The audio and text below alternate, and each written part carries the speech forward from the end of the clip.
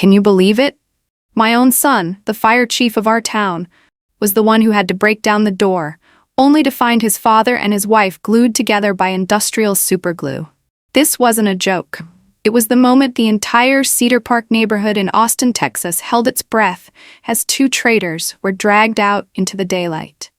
I'm Margaret Brooks, 62 years old, the woman who sacrificed her youth to build Sunrise Bakes, a bakery chain cherished by the whole community. The man I called my husband, Charles Brooks, who should have been my rock after 40 years of marriage, was secretly betraying me with none other than Vanessa Cole, the daughter-in-law I once loved as my own child. They weren't just betraying my heart. They were plotting to steal every piece of my business and throw me out of my own home. My honor, my life's work, and my family stood on the edge of collapse. But if they thought I would sit quietly and endure, they were wrong. This was not just a family tragedy. It was one of the most chilling revenge stories you'll ever hear. And it all began with one small, haunting detail. A tube of lubricant tucked in the glove compartment of Charles's car. In that moment, I knew the truth was about to explode. This was only the beginning. I am Margaret Maggie Brooks, 62 years old, and for many years the people of Cedar Park, a suburb of Austin, Texas, have called me by a name filled with affection. The Sunrise Bakes Lady. The small bakery chain I built with my own calloused hands became my family's pride. Every morning I woke at 4 o'clock, fired up the old oven, tied on my beige apron stained with flour like a badge of honor, and began my day with the smell of pastries, strong coffee, and the soft chime of the little doorbell that had hung in the shop since the very beginning. That was my habit, my rhythm, my life. I was a careful woman, someone who rarely relied on luck. Perfect pastries needed a recipe, and I believed marriage was the same, built to last through trust and patience. Charles, my husband, had once been my anchor. In our younger years, he was gentle, hardworking, always proud of how I turned a cramped kitchen into a thriving business. He used to say, "Maggie, you're the heart of Sunrise Bakes. I'm just here to support you." I believed those words so deeply that I put my name on every hotel contract, carried every legal responsibility, and set a clear rule. Any transfer of ownership of the bakery chain required my valid signature. It wasn't just a legal clause. It was the safety line I thought would always protect me. I never imagined it would later become my weapon. Family life had its traditions. Every evening we ate dinner together in our little yellow kitchen, where the wall clock ticked endlessly. Ryan, my only son, often shared stories from the fire department. Vanessa, his wife, would sit smiling politely, and Charles sometimes added an awkward joke. I thought we were ordinary, maybe not perfect, but warm. I remember one afternoon when Ryan walked into the shop in his red uniform. He hugged me and said, "Mom, it still smells like it did when I was 10. I laughed and told him, "That's the smell that keeps customers coming back." Even Vanessa smiled then, adding, "Mom Maggie, your flan really is one of a kind." Words like that reassured me I had a daughter-in-law who respected me. But life has a way of revealing cracks you don't want to see. I noticed Charles started coming home late more often, muttering excuses about business dinners or urgent meetings. He wore the same old suits but now dabbed on expensive cologne. I tried to brush it aside, telling myself he just wanted to look professional. Still, that odd feeling crept in, like a cold draft sneaking through a cracked window. I've always been a woman who kept records. On my bakery desk lay a brown leather notebook where I documented every contract, dates, partners, signatures. That book gave me peace of mind, a constant reminder Sunrise Bakes belonged to me, and no one could ever take it away. Little did I know it would one day bear witness to betrayal from my own husband and daughter-in-law. One late night, Charles found me hunched over order forms. "Maggie, aren't you tired? Don't work yourself so hard," he said. I smiled without looking up. "I'm fine, go to bed, I'm used to it." At the time, I believed he really cared. On Sundays, I went to church with Linda Harper, my neighbor of over 20 years. Linda used to tease, "Maggie, if Charles ever does something stupid, I'll be the first to know." I laughed it off, certain that day would never come. But the distance grew. Charles no longer lingered at the kitchen table. He spoke less, avoided eye contact. Ryan seemed busy, distracted. And Vanessa? I hate to admit it, but I once caught a fleeting look between her and Charles. quick and strange, like a signal flashing and then vanishing. I tried to ignore it, told myself my imagination was playing tricks. Yet one night when Charles returned late, the faint scent of an unfamiliar floral perfume clung to his shirt. It was so strong it drowned out the aroma of coffee in the kitchen. I quietly folded the shirt, placed it in the laundry basket, and said nothing. Instead, I stared at the ticking wall clock, each beat pushing me toward a truth I wasn't ready to face. I didn't know that in just a few days, a small detail hidden inside Charles's car would blow my entire world apart. That night, my house was eerily quiet. Only the ticking of the wall clock and the faint whistling of the wind outside the window broke the silence. Charles had just come home from what he called a business dinner in Dallas. At least, that was what he told me. He tossed his jacket on the sofa, loosened his tie with a weary look, and walked straight into the bedroom without another word. I heard the bed springs creak, then the familiar sound of his snoring just moments later. Part of me wanted to believe this was normal after 40 years of marriage, but my heart felt heavy. Something was off. I tidied the living room, picking up his leather wallet and his phone. The screen was still lit, showing an unread email. My pulse quickened. Charles had never been fond of technology. He used to laugh and say, "Maggie, I'll never need email. A phone call is enough." Yet there it was, a glaring message staring back at me. I never meant to invade his privacy, but unease pushed me to press my trembling finger against the screen. There were only a few words.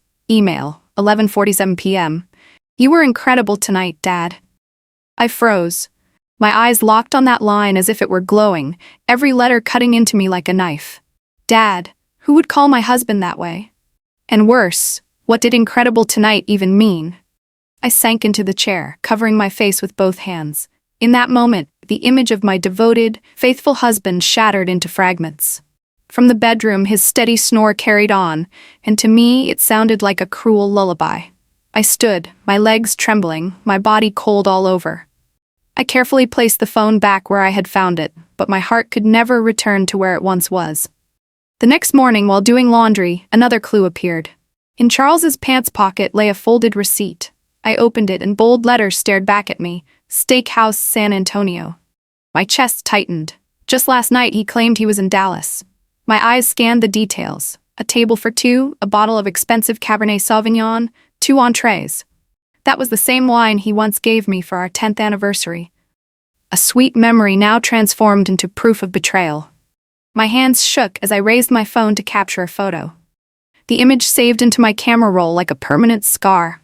I felt like I'd been pushed out of my own marriage, forced into the role of a spectator in a deceitful play performed under my own roof. That evening, I sat alone in the kitchen, a cold cup of coffee in front of me. Linda Harper, my longtime neighbor, called to check in. "Maggie, are you doing okay? Charles has been coming home late a lot lately, hasn't he?" I forced my voice steady. "He's probably just busy, Linda." I knew she sensed something beneath my brittle tone. Later, I stepped into the garage and opened Charles's car. My phone flashlight cut through the darkness, landing on the glove compartment. My hand brushed against something slick and cold. I pulled it out, a tube of lubricant, the cap crusted with residue. My breath caught. This didn't belong here, not after years of distance between us. My stomach churned as disgust rippled through me, my fingers trembling as if the object itself were tainted. I placed it back exactly as I had found it, but the image clung to me like a spreading stain. That night, I lay awake, replaying every odd glance, every clumsy excuse.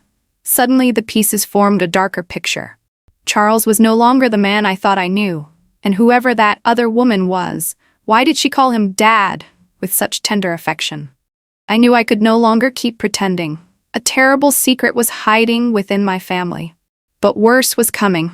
The days that followed felt like carrying stones on my chest.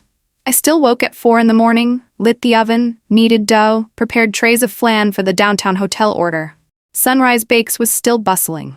The little doorbell chimed as usual. Customers laughed and chatted, but to me, every sound was hollow.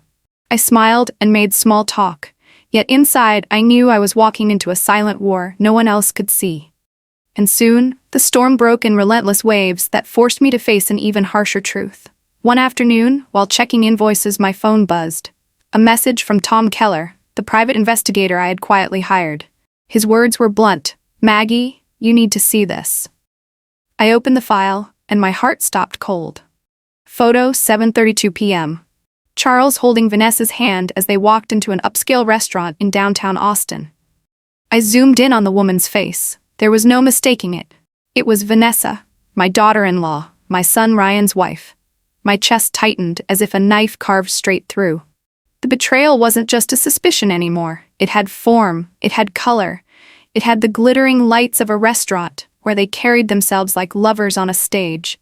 I collapsed into the chair, clutching my head, stunned in a way that eclipsed every shock before it. I saved the photo into a hidden folder on my phone and deleted the chat thread to keep Charles from finding out. I wanted to scream at Ryan, thrust the picture into his hands, but my throat locked up. How could I shatter his world like that? Tell him his wife and father were strolling hand in hand through the city?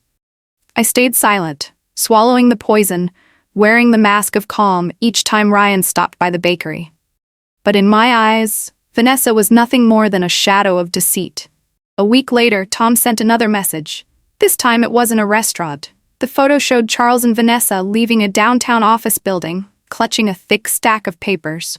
Photo, 4:15 p.m., Charles and Vanessa exiting a law office at the main plaza. I called Tom immediately, my voice trembling. "Are you sure? What office is that?" "I checked," he said firmly. "It's a law firm specializing in commercial and real estate contracts, and I overheard them mention Sunrise Bakes." At that moment, my stomach dropped like a stone. So this wasn't just an affair. They wanted my bakery, my soul, my life's pride. I thought of the legal rule I had trusted. No transfer could happen without my signature. That had always been my shield. But now I realized a shield could be pierced if they were willing to forge, to conspire. I sat frozen for hours in the office above the bakery, my brown leather notebook of contracts open in front of me. My hands trembled as I turned the pages. Legally, I knew the law was on my side. But Charles had been my husband for 40 years. He knew my signature by heart, knew my habits, my attention to detail. If he and Vanessa colluded with a crooked lawyer or notary, I could lose everything. That fear woke me at night, drenched in sweat. I wanted to tell Linda, but I couldn't stomach the thought of gossip flooding the neighborhood. So I carried the burden alone, more isolated with each passing day. Then another night, Tom sent me an audio file. "Listen," he warned, "but be ready."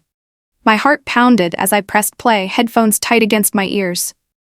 Recording, 10:14 p.m., Vanessa's voice, sharp and cold. "Push her out of the house. Once she's gone, Sunrise Bakes is ours." Charles's voice followed, calm and confident. "Relax. Maggie trusts me completely." I froze, tears stinging my eyes. Each word was a blade carving me into pieces. They called me her, as if I were just an obstacle to be removed. I yanked off the headphones, covering my face as silent sobs racked me. Charles was only a few feet away, asleep in our bedroom, yet he felt like a stranger, a predator. The home that had once been our sanctuary now felt like a trap, and I was the prey. I printed the transcript, saved copies onto a USB, and hid it in the bakery office drawer. I whispered to myself, if I fall, at least the truth will survive. But the truth didn't bring me relief. It turned me into a prisoner of solitude. I couldn't tell Ryan, it would crush him. I couldn't tell Linda, I feared the neighborhood whispers. And I couldn't confront Charles, not yet. To do that would mean playing my hand too soon. I was utterly alone, waging a war against two traitors in my own family. From then on, I lived in two worlds. By day, I was the cheerful bakery owner, greeting customers, serving pastries with a smile. By night, I was a trembling woman at the kitchen table, ears straining for footsteps, terrified that their plot would soon detonate. Then one evening, over dinner, Charles set his wine glass down and spoke in his usual calm tone, as though nothing were wrong. "Maggie, I've got a few big contracts this week. You might need to look them over and sign for me." I lifted my eyes to his. His face was relaxed, but in his gaze I caught the glint of calculation. I forced a weary smile. "All right, I'll take a look tomorrow." And in that moment, I knew. They were ready to take the next step. This time Charles wouldn't just hide behind lies and secret dinners. He was preparing to overreach, and I could feel the real storm closing in.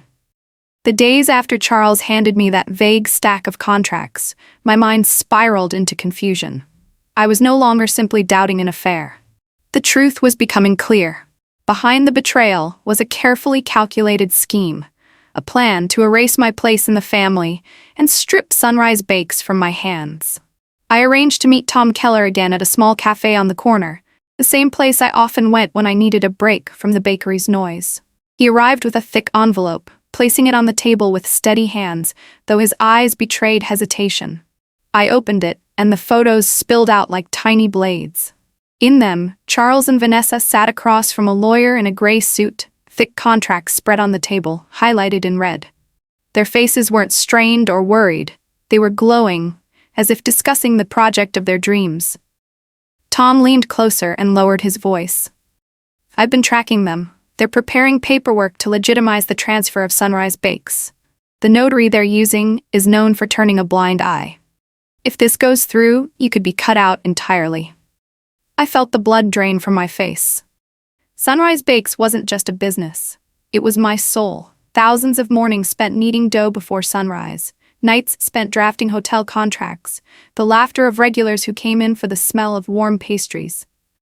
And now, my husband and my own daughter-in-law were plotting to take it all. Inside the file, Tom had tucked a scribbled note he'd overheard. "If she signs, everything runs smoothly. If not, we still have ways." Photo 320M. Charles and Vanessa at the law office with contracts marked in red. Note overheard. "If she signs, everything runs smoothly. If not, we still have ways." That evening, Charles came home late. He entered the kitchen and dropped the thick folder of documents on the table as if it were nothing but harmless paper. His voice was calm, almost casual. "Maggie, you should look over these contracts. It's a big opportunity. All you need to do is sign." I picked up the stack, flipping through page after page of legal jargon that felt like a foreign language. I was just a baker, never at ease with such complicated terms. Still, a few phrases stood out like red flags. Full delegation of management authority. Transfer of brand assets to the designated second party. I looked up sharply. Delegation? What does that mean, Charles? He smiled, and it chilled me to my core. "It means you don't have to carry so much anymore. Let me and others handle it. You've done enough." I knew exactly who those others were. Vanessa, the same daughter-in-law I had once embraced like my own child. I feigned exhaustion, pushed the folder aside, and said softly, "All right, I'll read through it tomorrow." Charles smiled, leaned down, and kissed my forehead like a caring husband before heading upstairs to bed. The moment the door shut, I crumpled into the chair, tears spilling across the wooden table. A crushing helplessness washed over me, as if my entire life's work was seconds from being erased. I felt like a pawn trapped on a chessboard where the other side had already scripted my loss. That night, lying beside Charles, I listened to his steady snore while my chest burned with rage. He slept peacefully, while I stared into the darkness, asking myself if this was truly the end. The next morning, Tom called again, his voice urgent. "Maggie, I just got another recording. You need to hear this." I opened the file. Vanessa's voice flowed like honey, every word dripping poison. "Soon enough, Sunrise Bakes will be ours. She thinks the law will protect her, but all it takes is one signature. If not, that notary will certify it anyway." Charles's reply came, calm and chilling. "Maggie trusts me completely. She'll sign without question." My hands clenched around the phone, tears blurring my vision. Each word struck like a hammer against my chest. For 40 years, I had trusted him, given him both my life and my legacy. Now that trust was being twisted into a weapon against me. I sat in the bakery's office for hours, staring at my old leather notebook, the one where I had recorded every contract for decades. I flipped through the pages, memories rushing back. The first hotel deal I signed downtown, the day we expanded into a second shop. Through it all, I had clung to one rule. No transfer, no matter how big or small, could happen without my valid signature. No one could override that. And suddenly, in that moment of despair, I realized something. I wasn't powerless. That very rule I had set years ago wasn't just a shield. It could be my weapon. I lifted my head and caught my reflection in the mirror. Looking back was a 62-year-old woman with weary lines on her face, eyes swollen from crying. But within those eyes, I saw something else. A spark. A flicker of resolve. In that moment, I knew I wouldn't sit quietly and let them erase me. I began to think about revenge. And my weapon would be the very legal rule I had built into Sunrise Bakes from day one. I had lived through the darkest days of my life, watching my husband and my daughter-in-law secretly plot to steal Sunrise Bakes. But instead of collapsing, I chose to rise. I knew I couldn't confront them head-on. They were too prepared. I needed a plan. And that plan, I built in silence, step by step, following a principle I called CAGE. Collect, align, gamble, edge. Collect, gathering evidence. The first step was to keep collecting as much proof as possible. I didn't want just scattered photos or recordings. I wanted a complete file, every piece fitting together so tightly that Charles and Vanessa couldn't escape. Each time Charles left for his so-called business meetings, I tracked him through a doorbell camera I secretly installed. I logged the times he left and returned, cross-checking them with Tom's reports to create a timeline. Tom continued feeding me photos. The two of them at hotels, at restaurants, even inside his car with piles of paperwork spread across the dashboard. Once, when Charles carelessly left his phone on the kitchen table, I slipped in and backed up some incriminating images from his temporary folders. Everything went into a small black USB drive hidden inside a flower drawer at the bakery, a place he would never touch. I also printed hard copies, sealing them in an envelope, just in case the USB was ever lost. Each piece of evidence was like a layer of pastry I baked, thin on its own, but together forming a solid cake no one could break apart. Align, allies and resources. I knew I couldn't fight this war alone, not against two people who had already recruited lawyers and notaries. I needed allies. The first was Tom Keller, the private investigator. He was rough around the edges but meticulous in his work. "Maggie, don't worry," he told me firmly. "I'll keep watching. We won't miss a single detail." He wasn't just my eyes on the outside. He was the rope keeping me from feeling utterly alone. The second was Linda Harper, my neighbor and closest friend. She visited the bakery often, and I knew she could be a credible witness if I ever needed community support. One evening, I hinted, "Linda, do you ever feel like the people you trust most are the ones most likely to push you off a cliff?" She gripped my hand, her eyes steady. "If something happens, Maggie, I'm on your side." I also turned to Ryan's old tape recorder, the one I'd bought him back in college. I dusted it off, replaced the batteries, and began recording snippets of Charles's conversations when he thought I was asleep. That recorder became a quiet but powerful tool, though I knew Ryan would be devastated if he ever found out. Gamble, playing the risk. With evidence and allies secured, I began thinking about the gamble. I couldn't just hoard proof forever. There had to be a moment to bring everything into the light. But to get there, I needed to lure Charles and Vanessa into my trap, leaving them no chance to maneuver. So I pretended to play along. I smiled at Charles, asked him questions as if I were clueless. "Honey, I'll go over the contract soon. Just explain the parts I don't understand." He nodded, believing I was softening. Vanessa, too, grew less cautious. She even texted me about little family matters, painting herself as the dutiful daughter-in-law. I replied politely, but inside, disgust boiled. My gamble was silence. The longer I stayed quiet, the more careless they would become. And when they slipped, that mistake would be the blow that ended them. Edge, the final advantage. My ultimate edge was the legal rule I had built into Sunrise Bakes from the beginning. No transfer of ownership could happen without my valid signature. That was my shield. The very clause I would turn into a weapon. No matter how many lawyers they convinced or notaries they bribed, they couldn't erase it. All I had to do was prove they were conspiring to trick me into signing, or worse, forging my signature. That would not only destroy their scheme, but expose them to the law. I began organizing my documents, backing up evidence, and scheduling a meeting with my own lawyer, the same one who had helped me expand the bakery a year earlier. I didn't reveal all the details, but I hinted, "I want to make sure Sunrise Bakes can never fall into the wrong hands." My lawyer nodded. "Don't worry, I'll be ready." I held one critical piece back, my ace in the hole, but I wasn't ready to play it. Not yet. I wasn't naive. I knew this plan was full of risks. Charles could stumble upon the USB and wipe it clean. Vanessa could spread rumors that I was losing my mind with age, weakening my credibility. Worst of all, Ryan, my only son, might turn away from me, unable to bear the truth about his father and wife being exposed. Every move felt like walking a tightrope. One misstep and I'd fall into the abyss. I thought I had accounted for everything, but life rarely sticks to the script. One evening, while I was organizing files in the bakery office, my phone buzzed with a message from Tom. "Maggie, we've got a problem. I just saw Charles and Vanessa with someone new. Looks like a legitimate notary, and they're planning to sign something this week." I froze, the papers slipping from my hands. I hadn't even finished putting my plan into motion, and already they were accelerating. If they signed before I could strike, everything would collapse. My plan had only just begun, but this unexpected twist could destroy it all. I knew time was running out. Charles and Vanessa had already arranged to meet the notary. If I hesitated, Sunrise Bakes could slip right out of my hands. So I began executing my counterplan, step by step, exactly as I had mapped it out in my head. Step 1. Collect, archive, print the evidence.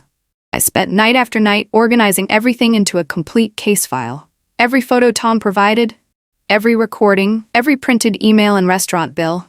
I labeled and numbered them by date and time. I printed hard copies, sealed them in an envelope, and hid it beneath the fabric lining of my late mother's old wardrobe, a place no one would ever look. At the same time, I copied everything onto 3 separate USB drives, one hidden at the bakery, one handed to Linda, and one delivered to my trusted lawyer. As I placed the files neatly on the desk, I whispered to myself, if they think they can erase me from this life, I'll leave behind a trail they can never deny. Evidence insert number 4, USB number 2, labeled Harper copy, containing the full set of photos of Charles and Vanessa at the hotel and law office, the parking lot recording, and the steakhouse receipt from San Antonio. Step 2. Stay silent. Build their overconfidence. In the days that followed, I acted as if I knew nothing. I still cooked dinner, still smiled when Charles talked about business. Vanessa even texted me a few times, pretending to ask about family matters. I replied briefly, never hinting at suspicion. Charles grew more relaxed. One evening, he smirked. "Maggie, you really are the traditional kind of woman. I knew you'd never doubt me." I nodded, hiding the bitter smile. That arrogance was exactly what I needed. Step 3. The trap, swapping the lubricant taste. One night when Charles was fast asleep, I quietly took his car keys from the nightstand. In the garage, I opened the glove compartment and pulled out the familiar tube of lubricant. Carrying it into the kitchen, I emptied the contents and replaced it with industrial-grade superglue. I cleaned the outside, twisted the cap back, and slid it right back into place. Staring at the plastic tube, I whispered, "Let's see how betrayal reveals itself when the time comes." Step 4. Smoke trap. Forcing the fire call, I set up an old stovetop in the kitchen, placed a pan of used oil on it, and tied a thin cord to the igniter leading out the window. A simple tug would spark the fire, sending thick smoke out fast enough for neighbors to panic and call the fire department. I knew it was risky, but I calculated carefully so no one would be hurt. I didn't want blood on my hands. I only wanted the truth to be exposed. Step 5. The public reveal. Ryan leading the fire crew, I arranged to be away from home the exact day Charles and Vanessa planned to meet. I told him, "Charles, I have to travel to Nashville tomorrow to sign a contract. I might be late." He faked concern. "Be careful, Maggie." But the flicker of joy in his eyes told me what I needed. Vanessa would come. I went to Linda's house, sat with her over tea, and pretended to chat about contracts. But my eyes stayed fixed on my phone, where the recording app linked to the bedroom mic was running. At exactly 10 a.m., I heard the front door open, followed by Vanessa's familiar laugh. Minutes later, her voice rang out, mocking, "That old fool's gone already." My chest tightened, but I didn't cry. I just clenched my fist and waited. When the bed began to creak, I tugged the cord. Thick smoke billowed out of the kitchen window. Linda gasped, "Maggie, your house, it's filling with smoke." Neighbors poured into the street, panicked voices shouting for the fire department. Just as I'd planned, the fire crew stormed in, led by Ryan. Through my earpiece, I heard Vanessa scream in terror, "Charles, we're stuck, we can't move." Charles barked, "Shut up, stop yelling." My trap had sprung, but in the same instant the fire crew broke the door down. I realized my grave mistake. Ryan, my son, was the first to charge into that room, and he saw his father and his wife naked, glued together, humiliated in the worst way possible. His voice cracked into pieces. "No. No, this can't be real. Standing on Linda's porch, I saw my son's face collapse in horror. My heart shattered. I had planned this to expose Charles and Vanessa, but I had never wanted Ryan to be the one to bear the brunt of the truth. The pain in his eyes cut deeper than any betrayal. For a moment I wondered, had I just destroyed my son's life? Neighbors whispered, some raised phones to record. A woman exclaimed, "Oh my God, that's Mr. Brooks and Vanessa." Laughter broke out among a few gawkers. My hands trembled. I almost wanted to stop everything. But I knew I couldn't. If I faltered now, the whole plan would collapse. I stepped out into the crowd, feigning shock as if I'd just returned from Nashville. Clutching my face, I cried, "What's happening? Charles? Vanessa?" My words made the neighbors believe I was completely innocent. Linda stood by my side and whispered, "Maggie, let it happen. Let everyone see. You must be strong." I gave a faint nod, even as my insides bled. Step 6. Confrontation at the hospital. Charles and Vanessa were rushed to the hospital, wrapped in white sheets, their faces twisted in pain and shame. I followed, carrying the envelope of evidence. In the hospital room, I laid the papers in front of Charles. 40 years of marriage ends here.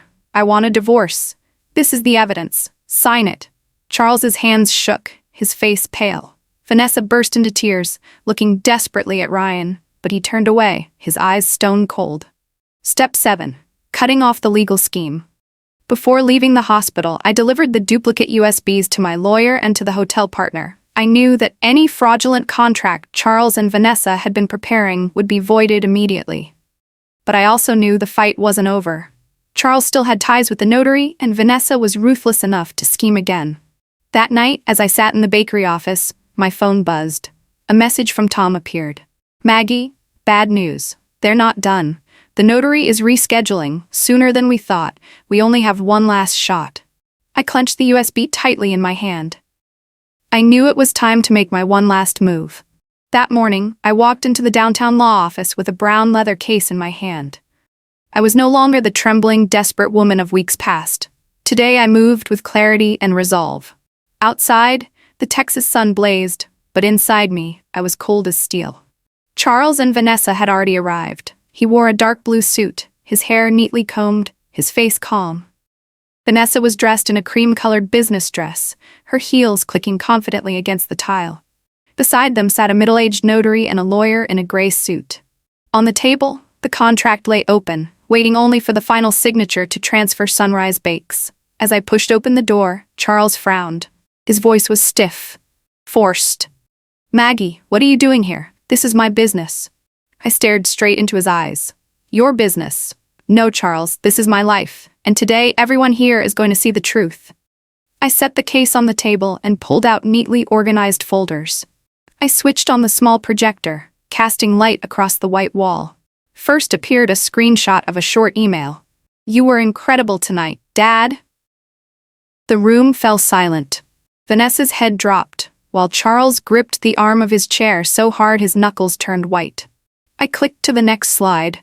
A photo of them holding hands at an upscale restaurant in downtown Austin, paired with the steakhouse receipt from San Antonio. I said clearly, "That night, Charles told me he was in Dallas, but this is the reality." Then came the photos of them leaving the law office with stacks of documents. I read aloud the note Tom had captured. "If she signs, everything runs smoothly. If not, we still have ways." Next, I played the recording that filled the entire room. Vanessa's voice, sharp and cunning, "Push her out of the house. Sunrise Bakes will be ours."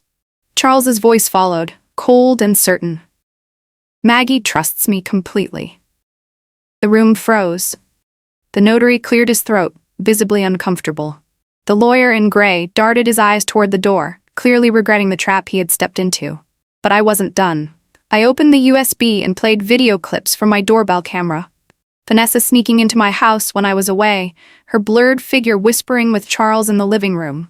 Linda, who stood beside me that day, stepped forward and said firmly, "I am a witness. Maggie showed me all of this days ago. This is not staged." And then, I unleashed the ace I had kept hidden.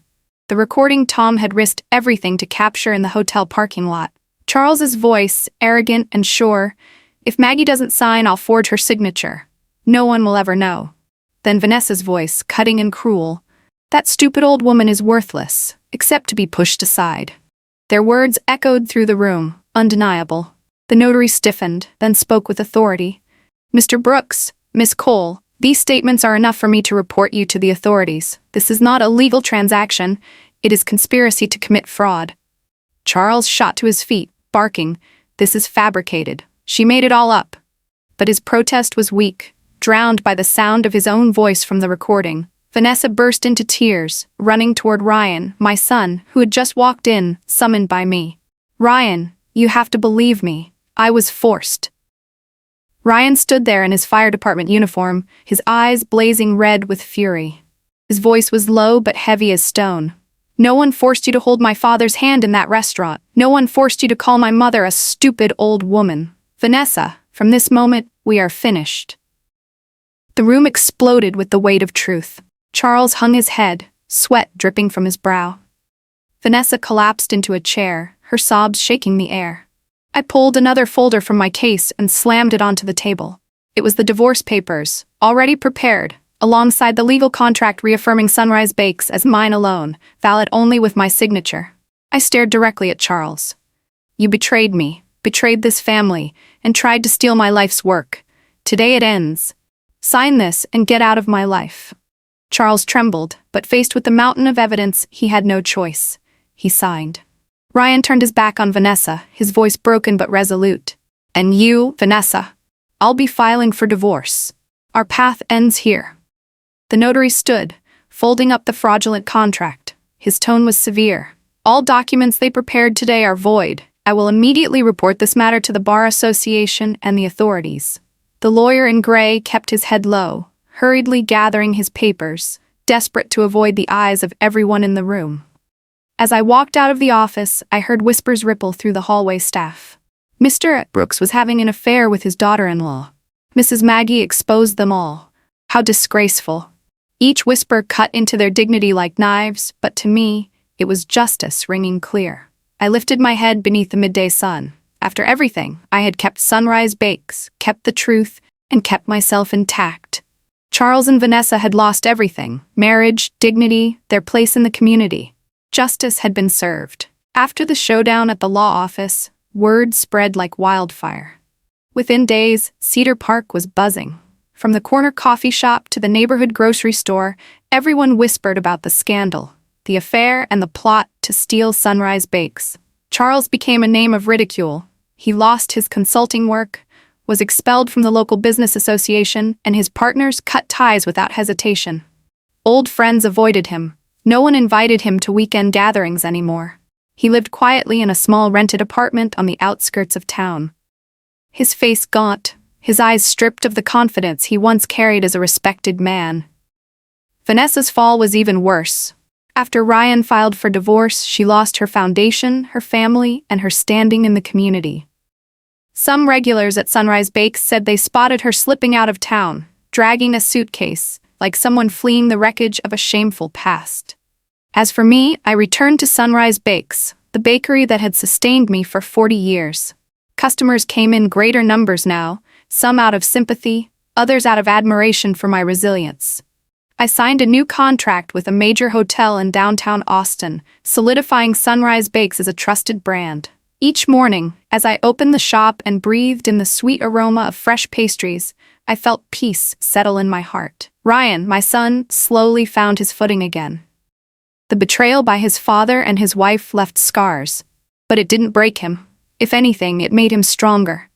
One evening, while helping me stack trays of pastries, he whispered, "Mom, I'm sorry I didn't see it sooner, but I'll be here now, helping you protect it all." I laid my hand on his shoulder and said, "You don't need to apologize. What matters is that you chose the truth." That was the only human light left after the storm. Through all the loss, the bond between mother and son endured, stronger than ever. There's one thing I realized after everything. Trust needs boundaries and evidence. When betrayal strikes, bringing the truth into the light is the purest form of justice. My story isn't just about exposing a filthy scheme. It's a reminder for anyone who has ever been deceived, anyone who has felt alone in the dark. The truth always exists. You only need the courage to claim it. And now I want to ask you, if it were you, in my place, would you choose silence to preserve a false sense of peace, Or would you stand up to protect your dignity and the truth? Share your thoughts in the comments. I truly want to hear your answers, because everyone faces betrayal differently, and your words could help strengthen this community. If this story resonated with you, hit the like button, share it with your friends, and don't forget to subscribe to True Revenge Stories so you won't miss new revenge stories posted every day. Each story offers a perspective, a lesson about betrayal, justice, and the power of truth. And if you want to hear more gripping journeys of revenge, keep watching the playlist now on your screen. Who knows? The next story may leave you questioning your own life in ways you never expected.